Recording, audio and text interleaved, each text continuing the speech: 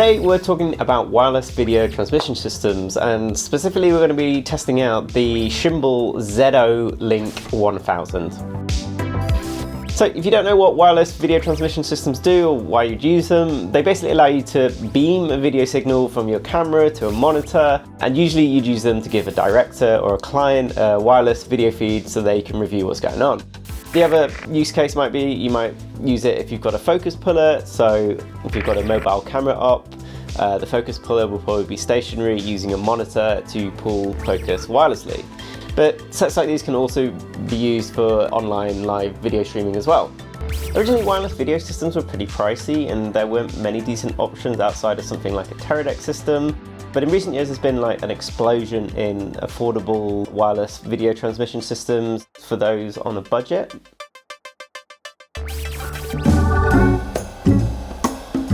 So this system retails at $499 or around £499, and they have an advertised range of up to 1,000 feet, that's just over 300 meters, and a latency of 0.08 seconds. So in the box you get 2 packs, a transmitter and a receiver. Each of them has 2 antennas, and you get a spare one in the box as well. Both sets have an SDI and an HDMI port, which is great. They can output up to 1080p, up to 60 frames a second, and that comes with audio as well. And you can also alternate between SDI and HDMI. So for example, if you're connecting your camera to the transmitter via SDI, you can still connect your monitor to the receiver with HDMI and vice versa.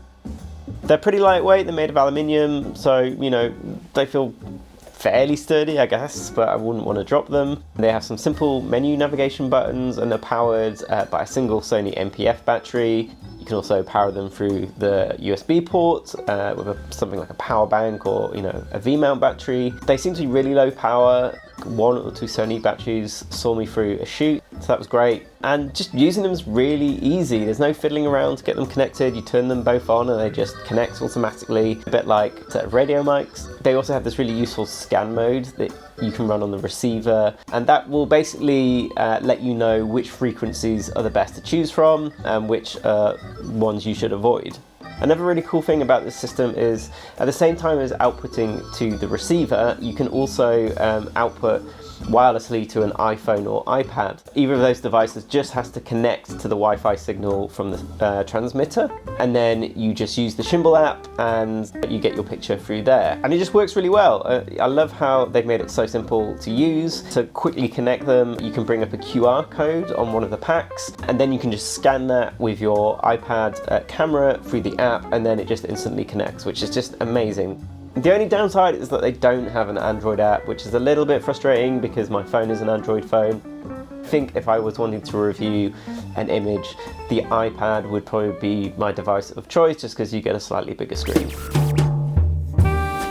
So the headline feature of these is that they're rated to work at up to 1,000 feet, which is about, I don't know, just over 300 meters. The slight caveat here is that that is within line of sight. So that just means that the receiver and the transmitter have to be within sight of each other.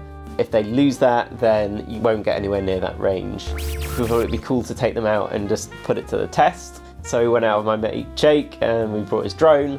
We measured roughly 1,000 feet on Google Maps, and then we walked it out, connecting the transmitter to my LUMIX S5 and then beaming it back to a monitor that was 1,000 feet away. You'll note when I go down these steps and lose line of sight that the image does cut out, but it does come back in once I get back up to the other side and regain line of sight with the receiver. And what we found is that, yeah, they work. They pretty much exactly bang on cut out as we pass that 1,000 foot mark, which is really impressive for such an affordable set of video transmitters. So there are 3 quality modes on the packs: quality, normal and smooth. We had the sets in smooth mode whilst testing, as this gives the best range and lowest latency, but that does come at the cost of some video quality. If you are going to be working in slightly more challenging environments across larger distances, then make sure you set the sets to smooth. But obviously if you're indoors and you're a little bit closer, you can probably get away with using quality. That was it, testing it in sort of like an extreme scenario, which probably wouldn't match most professional scenarios. So tested them out in my fairly small London flat. We've got the Shimbol here. It's taking a feed from my monitor, the Shinobi 7, and obviously that's got an SDI to the monitor, and then we're taking HDMI into the Shimbol. The monitor I used was the Blackmagic Video Assist, so I was able to record the screen's output and sort of give you an idea of what the quality of the signal was like. And generally they did just perform great. So here we have it set to quality mode, and I'm moving to the other room. Again, it's probably about 5 or 6 meters away, across 3 rooms. You can see it holds up really well. There's a little bit of glitching here and there. I think in most professional setups, you know, at most you would have a director or a client, you know, 1 or 2 rooms down a corridor. So in that instance, on the highest quality mode, you can be pretty confident that it's gonna perform well. Obviously, if you set it to smooth mode, you're gonna get the best performance. You're gonna be able to push them a little bit further. So to test this set out to its max within an internal indoors scenario, I put the monitor in my bathroom, and then I walked out a sort of a diagonal line, sort of the furthest distance I can get in my small flat, and brought the camera in here into the living room and then out into the balcony as well. So at that point you're going through like a couple of walls, you know, tiles in the bathroom, kitchen, living room, furniture, all that. So that's quite a challenging test, and on the smooth mode it performed really well. Even going out onto the balcony, the sets were sort of transmitting, and they only really dropped out when I got to the sort of furthest opposite point at the edge of my balcony. So I think if your director or client were next door, you'd be absolutely fine using these. In terms of the app, I also did see a big reduction in range when using it. The furthest I could get in my flat was just 1 room along. I guess that's probably more to do with the iPad's own internal antennas rather than the limitations of the set. So if you're going to be in the same room, or you've got maybe a director interviewing someone, the iPad is actually a really good solution when using them with this system.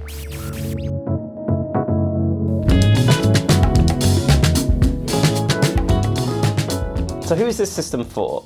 Number one, I think if you're a vlogger and you regularly film yourselves and you need a simple monitoring solution that's wireless, I think this could be a really attractive system. The second obvious use is obviously for providing a director or a client a feed for review. Definitely if you're working in close proximity, then this system is going to be perfect for you. It's low power as well, so you won't have to worry too much about swapping out batteries and stuff. According to my tests, I think even if your client or director is in another room or slightly further down a corridor, they're going to hold up okay. Anything more than that, then you're probably going to need a more powerful system. There has to be something said. There's a certain wow factor with being able to hand your client an iPad without them asking, and providing them with a video feed to review what you're filming. So for critical focus pulling, I don't really think these would be the best option. It's definitely possible, but you're going to be fighting against that latency. So if you've got a mobile camera op who's filming a moving subject, your ability as a focus puller to respond to changes in the frame is going to be really hampered by that delay. But I guess if you were just, you know, monitoring an interview where someone's staying fairly static and the camera's on stick, I think you would probably be okay, and you'd probably be able to work with that latency. Looking at the closest competition out there, you've got the Hollyland Mars 400S Pro. The range of those is rated only at around 121 meters, whereas these are over double that at 300 meters or 1,000 feet.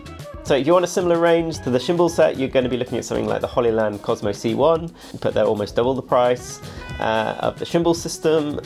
Otherwise, you know, you're going to be looking at a Teradek system, which, you know, runs into the thousands, £2,000, £3,000, £4,000, depending on which you go for. So if you do decide to pick the Shimbol setup, one thing just to bear in mind is that you'll need to have somewhere to rig it on your camera, and then also vice versa on the monitor end. Also, if you're giving the monitor to a client or to a director and they're going to be holding onto it all day, it's probably good to think about a sort of little mobile rig setup that you can put together so you can give the director something that's going to be comfortable to use throughout the day. That's probably going to include some sort of strap that they can wear around their neck so they can let go of it when they're not using it, and probably, you know, some comfortable grips or handles on the pack. Also, you need to probably think about power as well, so using a small mini V-Lock battery to power the monitor and receiver at the same time is probably quite sensible. If you're shooting handheld or your camera op is shooting handheld, then obviously just make sure the transmitter that's rigged to the camera is out of the way. So when the camera operator is moving around and operating the camera, they're not going to be banging to the antennas on the transmitter. Having the transmitter and the receiver as high up as possible is probably going to be sensible in terms of getting a stronger signal. In terms of an affordable set, this is my first that I've owned and used, so I'd be really interested in finding out if you've used one, what have you been using, how do you rig them up, how do you power them, and also like how are you rigging up your sort of director's monitor as well. Any advice or tips, let me know in the comments down below. Thanks for watching, and until next time, see ya!